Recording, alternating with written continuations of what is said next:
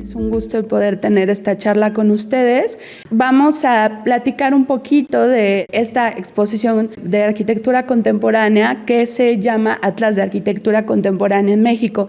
Me platicaban que varios de ustedes ya tuvieron la oportunidad de verla. Para quienes no hayan ido, va a estar todavía hasta abril, entonces aprovechen porque en ella van a poder encontrar alrededor de 300 objetos entre planos, entre maquetas, entre dibujos, que nos dan cuenta de qué es lo que se ha estado trabajando en México en cuanto a la arquitectura contemporánea. Pero bueno, para primero ponernos todos en el mismo contexto, vamos a pensar que cuando hablamos de arquitectura contemporánea en México, estamos hablando de esa arquitectura que se está haciendo y que se está realizando en este momento en México.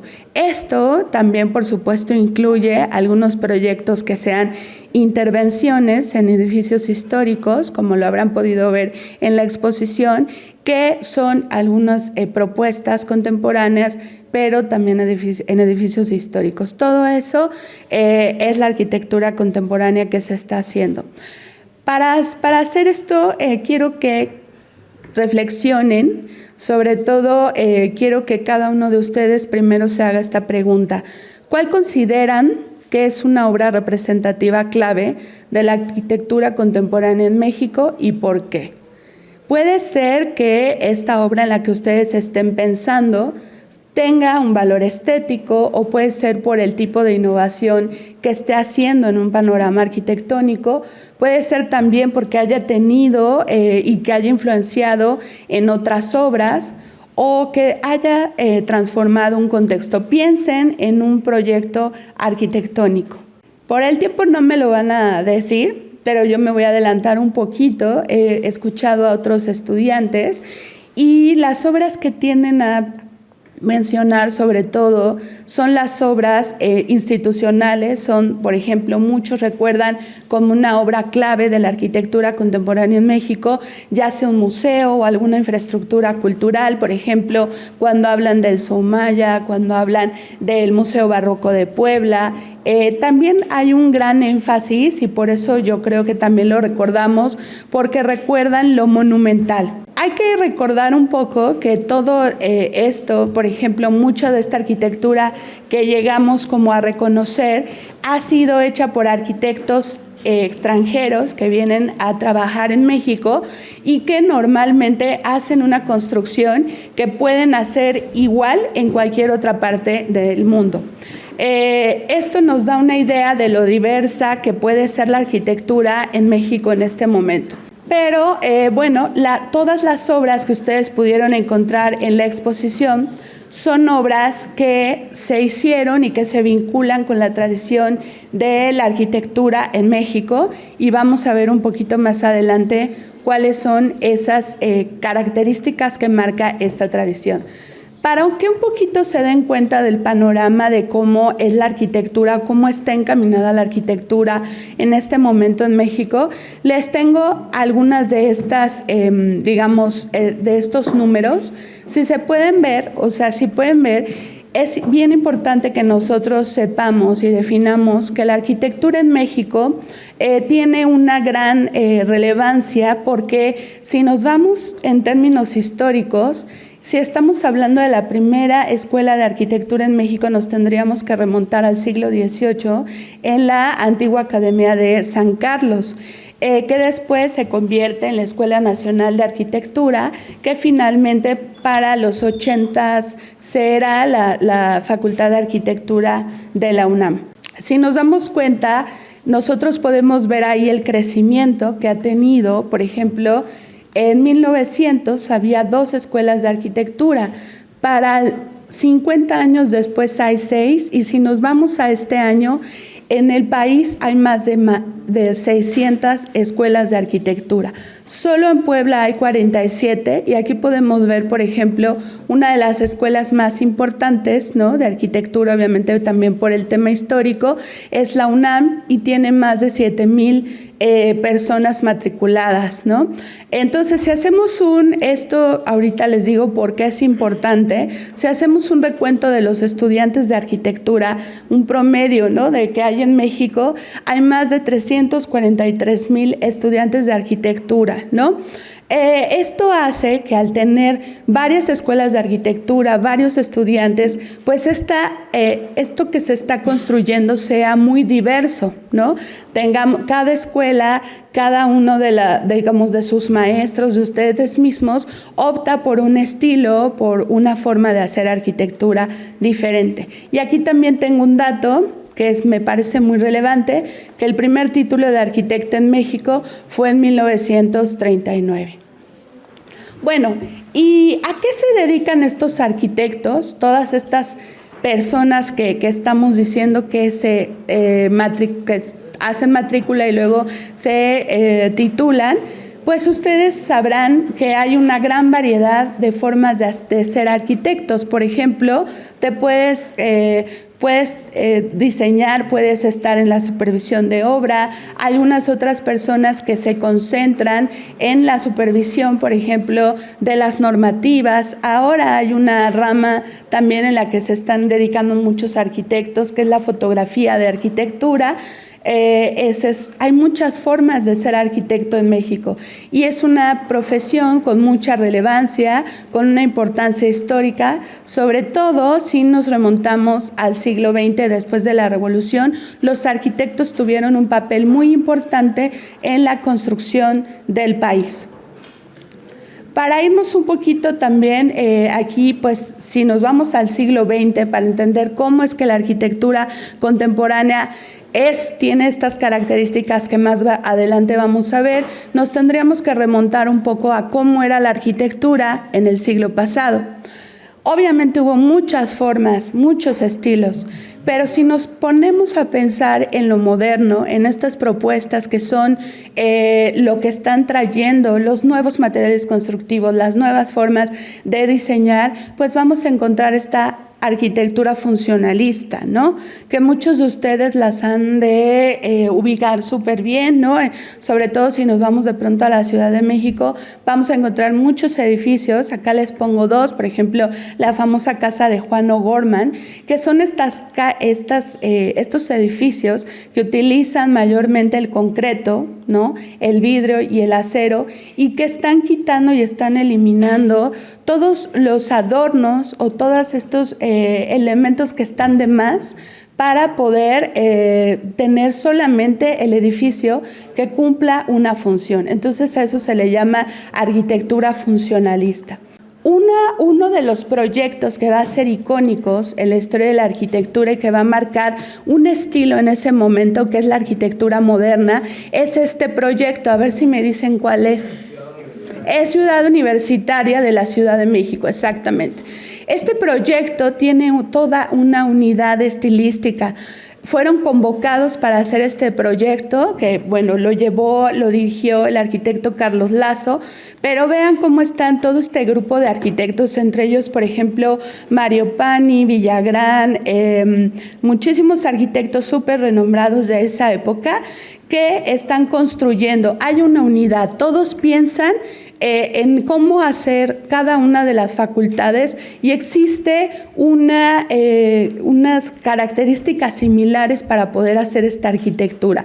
Entonces esta marca la pauta, digamos que Ciudad Universitaria se está construyendo entre el 52 y el 54, ya se está utilizando. Y entonces todo este periodo, digamos de los 50 hasta los 70, va a estar marcado por esta arquitectura modernista.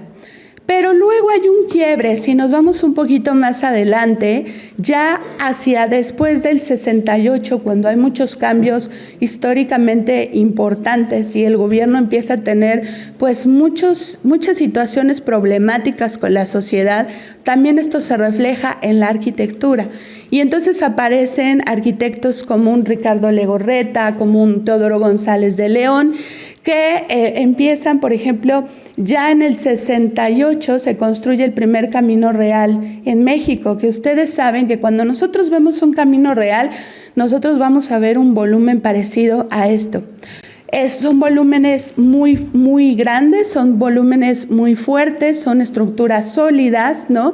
Esto se mantiene hasta los 90s y digamos hasta principios del siglo XXI, en los primeros 10 años, donde vamos a encontrar proyectos como, por ejemplo, no sé si ustedes conozcan, hayan ido o conozcan, el Centro Nacional de las Artes. A ver, alcen la mano quienes ya hayan ido a este lugar. Ok, gracias. Pues en realidad pocas personas. Es importante que en algún momento puedan irlo a conocer. Este proyecto fue pedido por Carlos Salinas de Gortari en el 94. Esto era muy común, que los presidentes hicieran obras icónicas, obras que reflejaran su poder en la presidencia, y lo que van a ver en estos lugares es que arquitectos como Legorreta, Teodoro González de León, el mismo Enrique Norten, por ejemplo Sordo Madaleno, cada uno va a hacer una propuesta, pero a diferencia de Ciudad Universitaria, algo que tiene este lugar es que cada edificio es muy distinto. Entre uno y otro, los estilos son totalmente diferentes, los colores que se usan, la forma de proyectar. Eso nos habla un poco de la arquitectura que se estaba haciendo en ese momento. No había una unidad y no había un estilo que lo definiera. Pero llega entonces, entre 2010 y 2012, empieza a haber un cambio. Y este cambio se empieza a notar sobre todo en 5 características, que es ahí donde podemos decir, empezamos o podemos hablar de esta arquitectura contemporánea que se está haciendo en este momento en México. La primera, y digamos que es la más importante, porque sobre eso va a ser o vamos a construir nuestros edificios, es que todas o la mayoría de esta arquitectura, sea que se construyan en una ciudad o en otra, la mayoría va a estar regida por 3 figuras geométricas indispensables, que va a ser el círculo, va a ser el cuadrado y va a ser el triángulo. Aquí yo les pongo una imagen de una obra de Fernanda Canales, que seguramente muchos de ustedes han escuchado. Me gusta también hacer énfasis en que en todos los proyectos arquitectónicos que les había comentado antes, no había aparecido un nombre de mujer. Aquí hay muchas mujeres liderando despachos de arquitectura. Pueden darse cuenta cómo hay una tradición arquitectónica en donde nosotros, como arquitectos, pasamos o nos basamos nuestras primeras imágenes en estas 3 figuras geométricas, a diferencia de lo que puede estar pasando o cómo se está diseñando en otras partes del mundo. Después de la planta, nosotros es como pensamos la elevación, pero la distribución, la modulación, todo lo vamos a hacer específicamente después de que estamos concibiendo nuestra planta arquitectónica. La segunda característica es el color. Si nosotros nos vamos a todos estos antecedentes históricos y pensamos, por ejemplo, en el arquitecto Luis Barragán, cuando hablamos de Barragán pensamos en esta arquitectura que tiene muchísimo color, muchísimos contrastes. Esa es la arquitectura que también proviene de nuestra arquitectura vernácula, ¿no? Entonces, si nosotros nos vamos a otro tipo de arquitecturas en el mundo, como una alemana, una estadounidense, ¿no? Nosotros vamos a ver que los colores no están ahí, son colores neutros, pero en México somos reconocidos por utilizar el color. La gran diferencia es que para este momento el color no lo estamos utilizando pintado sobre las paredes. El color lo están utilizando los arquitectos a través de los materiales. O sea, el mismo pigmento de, por ejemplo, aquí que vemos esta obra, esta casa, con un pigmento azul, ¿no? O estos materiales donde vemos estas losas de cerámica pintadas de verde. Estas son las gamas de colores que están utilizando actualmente los arquitectos. Y hay un plus aquí, que los arquitectos también están pensando en cómo hacer menor el impacto ambiental que produce la construcción. yo les quiero preguntar una cosa. ¿Qué tan contaminante creen que sea la industria de la construcción? ¿Mucha? Alcen la mano quienes creen que mucha. Sí, la mayoría, exacto, bajen la mano. Precisamente, entonces esta es una de las cosas que también está sucediendo actualmente, que los arquitectos tienen una profunda convicción de que debemos de manejar mejor los procesos de construcción. El tercer punto que tenemos es la densidad. Cuando hablamos de densidad, hablamos de estos volúmenes que son casi volúmenes ciegos, ¿no? Que vamos a encontrar muy pocos vanos. Y esto, ahí en la exposición, no sé si recuerdan, había un collage donde muchas de estas estructuras se parecían. Y podían ser casas, podían ser clubs, y todas estaban en diferentes partes alrededor de México, ¿no? Pero para que nosotros podamos conocer estas casas, si nosotros nos acercáramos aquí y viéramos, tratáramos de adivinar, no podríamos saber cómo es ese diseño si no las recorremos en su interior. Y este sería el cuarto punto, el recorrido. En el recorrido, no sé si también recuerden estas bitácoras de dibujo que había en la exposición. En muchas se puede ver cómo los arquitectos están poniendo atención en los desniveles, en cómo va a entrar la luz, en cómo van a ser todos los materiales que van a utilizar dentro, ¿no? El recorrido es una parte importante. Y la última, y creo que es la más notable en este sentido, en toda la arquitectura que estamos viendo en nuestros proyectos de Atlas de Arquitectura de México, es cómo se está integrando el paisaje y cómo se está integrando el entorno en los proyectos arquitectónicos. Si nos vamos o nos remontamos al siglo XX, nosotros veríamos cómo los arquitectos llegaban, ¿no? Pensaban en un terreno, se nivelaba, se quitaba todo aquello que pudiera no necesitarse, y ahora los arquitectos lo están haciendo parte de sus proyectos. Por ejemplo, aquí yo les pongo una casa hecha por este despacho de arquitectos que se llama JSA, que es una casa que se llama Cosecha de Lluvia, y lo que está buscando es que sea una vivienda sustentable y al mismo tiempo de descanso. Estos arquitectos no solamente están integrando el paisaje o el entorno, sino que también están aprovechando las características de la casa, del diseño de la casa, para poder hacer varias cosas que seguramente ustedes ya han estudiado o han ya empezado a hacer en sus proyectos, que es, por ejemplo, cómo puedo aprovechar el agua de la lluvia. En este caso, la recolectan a partir de los techos de las casas o de este lugar que es un balneario, ¿no? Tienen un cuarto de máquinas subterráneo con un tejado de celdas solares, y hay todo un sistema que hace que se aproveche esa agua, ¿no? Y luego al final tienen un huerto bioagrícola. Esto es bien interesante. Estas son muchas de las obras que han sido premiadas en Bienales Nacionales de Arquitectura porque están considerando esos factores. Por otra parte, también dentro de las nuevas tipologías que se están construyendo, nos alejamos, digamos que en el siglo pasado se estaba construyendo mucho hospitales, escuelas, ¿no? Ahora las nuevas tipologías son, por ejemplo, las viviendas, pero la vivienda, las casas, como nosotros las habitamos, las conocemos, tienen 75 años que no han tenido un cambio, digamos, significativo. Pero los multifamiliares, o sea, estos edificios que conocemos como condominios, sí han tenido diferentes propuestas, ¿no? Aquí yo les pongo uno en específico que pues es una medalla de plata en la Bienal Nacional de Arquitectura del 2024. Está en la Ciudad de México, en la zona del Pedregal, y se llama El Pedre. Y algo que seguramente no sé si en sus guías se los platicaron, pero es como en estas también arquitecturas se está poniendo énfasis en la seguridad, ¿no? Utilizando diferentes sistemas constructivos, que a lo mejor, bueno, este no es que sea tan nuevo, pero sí es innovador. ¿Alguien lo conoce? ¿Este sistema lo reconoce? Es el Bubble Deck, ¿no?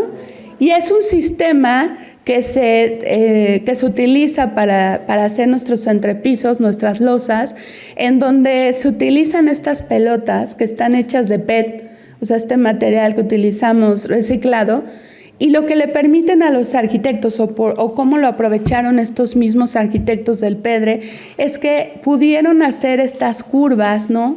Este diseño que está haciendo una analogía a un jarrón de multipremiado de los 70s, de un artista finlandés. Entonces hacen este tipo de diseño, les permite hacer estas curvas, y otra cosa interesante es que lo están utilizando para contrarrestar los esfuerzos que hace un edificio, por ejemplo, en un terremoto, ¿no? En un sismo.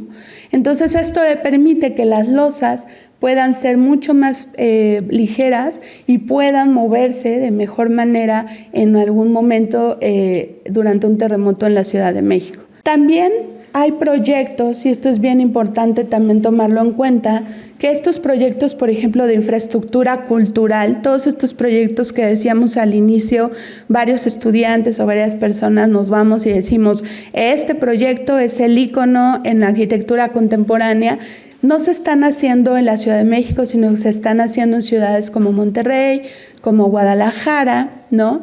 Aquí les pongo, por ejemplo, un ejemplo de un despacho de arquitectos que hizo, el despacho de arquitectos de Agustín Landa, que hizo este proyecto que se llama Pabellón M, que es gigante, es monumental. Aquí vemos, por ejemplo, la escala, ¿no?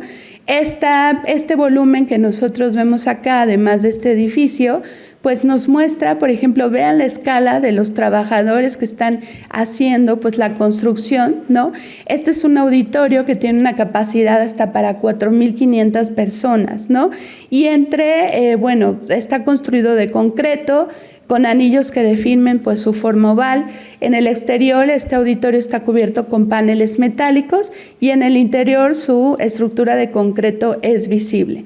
Un poco para que vean, antes de que le pida a mi compañero que me ponga un videíto que no dura más que un minuto, quiero que se den cuenta cómo la ciudad, es una ciudad como Monterrey, se ha transformado y se ha convertido en un ícono de la arquitectura contemporánea en México.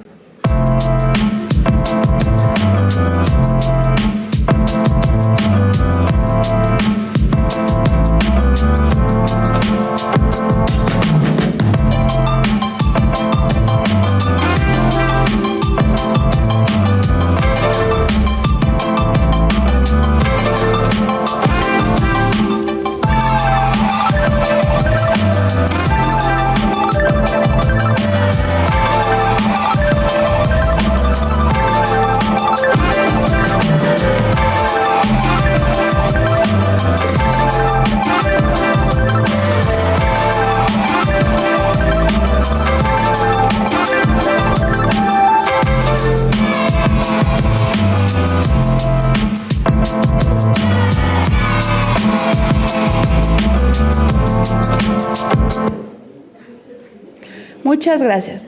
Bueno, sobre todo esto es para que se den cuenta cómo de pronto estos proyectos se vuelven un hito, ¿no? Se vuelven un lugar que es reconocible para todos a nivel, digamos, hasta internacional.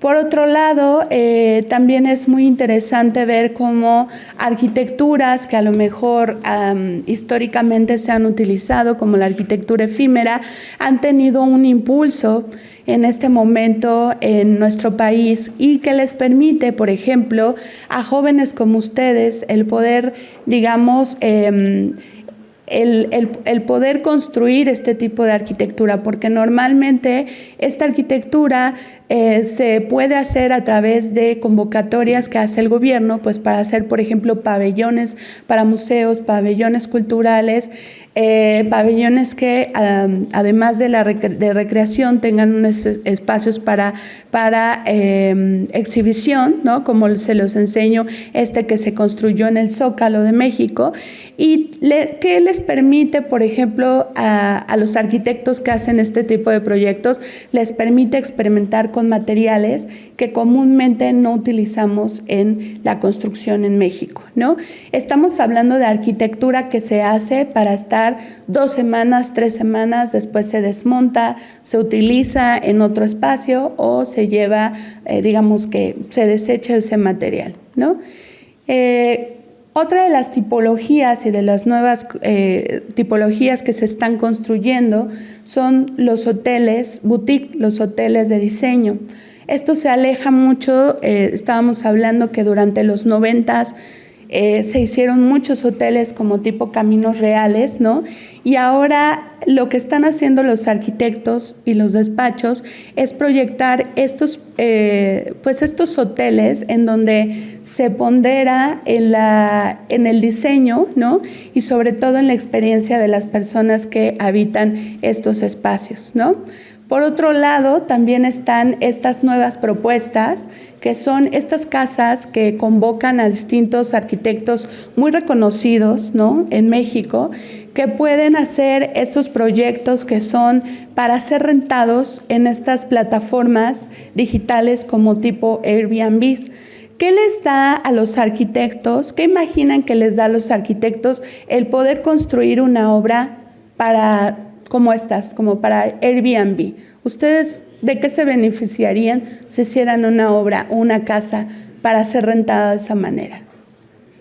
Va a subir el diseño del Airbnb y va a poner de quién es el arquitecto que hizo todo eso, y eso al final va a ligar al arquitecto, le va a dar followers y también le va a dar una cierta, ¿cómo decirlo? Reputación. Todo gracias a este tipo de cosas. Sí. Exactamente, ambos pues tienen razón. Yo no sé cómo llegue ahí como el dinero, ¿no? De la renta, pero sí específicamente es la respuesta que nos acaban de dar, ¿no? A los arquitectos les beneficia el poder hacer estas casas porque se está difundiendo su trabajo, ¿no? Muchas de las personas que van y rentan este tipo de espacios se toman fotografías, hacen videos y los pasan, ¿no? En Instagram, en TikTok. Y entonces, ¿qué queremos? Que todos queremos tener una casa o un proyecto de ese arquitecto o de esa arquitecta, ¿no? Entonces, ahí entra, por ejemplo, el por qué ha tenido un boom en que los arquitectos se estén dedicando a fotografiar este tipo de proyectos, ¿no? Bueno, finalmente, ya para que podamos pasar, digamos, si tienen algún comentario o podamos pasar al siguiente, a lo que ustedes vienen a presentar sus proyectos, hay otro tipo de tipologías de nueva arquitectura que se está haciendo, que es los nuevos espacios que se piensan para el comercio. Y estos espacios para el comercio se están alejando de, por ejemplo, un centro comercial habitual como nosotros conocemos ahora, no sé, piensen en Angelópolis, ¿no? ¿Cómo es Angelópolis? Ustedes como arquitectos me dirían que Angelópolis es un lugar cerrado o es un lugar abierto. Cerrado, ¿verdad? Aunque de repente las nuevas áreas han querido abrirlas un poco, ¿no? Estas áreas que son como de las tiendas más caras, más elegantes. Bueno, pues justamente los arquitectos ahora lo que están haciendo es proponer nuevos lugares para comercio. Por ejemplo, estos lugares que se dedican a fabricar cerveza, que se dedican a fabricar vino, ¿no? ¿Cómo te puedes ahora ir a quedar esos lugares, esos viñedos, ¿no? ¿Cómo puedes comer ahí? ¿Cómo puedes hacer una degustación? ¿Tener algún otro tipo de experiencia? Esto pasa, por ejemplo, aquí les enseño un proyecto que se llama Almacén Hércules, ¿no? Es un lugar donde se produce cerveza, pero también puedes ir a comer, pero también puedes ir a comprar, ¿no? Eso es mucho de lo que está pasando. Y por último, y pues obviamente también es bien importante como ligarlo, ¿no? No sé si a ustedes les vuelva a sonar, creo que aquí les puse como 3 o 4 proyectos de este despacho JSA, que es como súper reconocido. Bueno, este despacho lo que hizo con ese edificio, que fue una fábrica de hielo que ya nadie quería, que ya estaba desolada y que cuál hubiera sido su futuro, que se hubiera tirado, que se hubiera ido a hacer un desperdicio. Obviamente ahí vuelve a estar el impacto ambiental, ¿no? Y en cambio, estos arquitectos lo que hacen es que rescatan por ejemplo, ese edificio, ¿no? Lo reconvierten y lo adecúan para hacerlo su estudio de arquitectura. E igual que hacen con la casa cosecha de lluvia, donde piensan en técnicas donde pueden aprovechar el agua, por ejemplo, el agua pluvial, el agua que se trata en ese mismo lugar, lo hacen también en este despacho. Y también piensan en estos lugares en los que ahora se alejan mucho de esta, digamos, de la tradicional forma de trabajar, que son como estos, sobre todo, lugares corporativos, ¿no? Que son todos cerrados, que no tienen que toda la ventilación y toda la iluminación va a ser artificial, y los arquitectos lo que ahora están pensando es en hacer espacios más iluminados naturalmente, con buena ventilación, de espacios donde te permitan trabajar con diferentes profesionistas, o sea, estos lugares de coworking, estos lugares que te permiten tener un trabajo remoto, ¿no? Entonces, eso es lo que se está proponiendo en la arquitectura actualmente. Bueno, chicos, pues nada más me resta pues invitarlos a que vayan a la exposición si no la han conocido. Es bien importante también mencionarles que en la exposición hay una base de datos que precisamente es el Atlas de Arquitectura Contemporánea en México, que ustedes pueden ingresar, buscan amparo.online y ahí les va a salir. Es un atlas, digamos, es un compendio de más de 200 obras de arquitectura contemporánea en México, que a ustedes les puede servir mucho, porque sabemos que cuando nosotros estamos haciendo un diseño, normalmente, a menos que algunos de ustedes sean como, yo creo que extraterrestres, ¿verdad? La mayoría, ¿qué hacemos? Vamos a las imágenes, ¿verdad? Vamos a ver qué se ha estado haciendo para poder tener un poco de inspiración, ¿no? Entonces, esto les puede servir con el Atlas de Arquitectura Contemporánea, que es justamente el cerebro de esta exposición.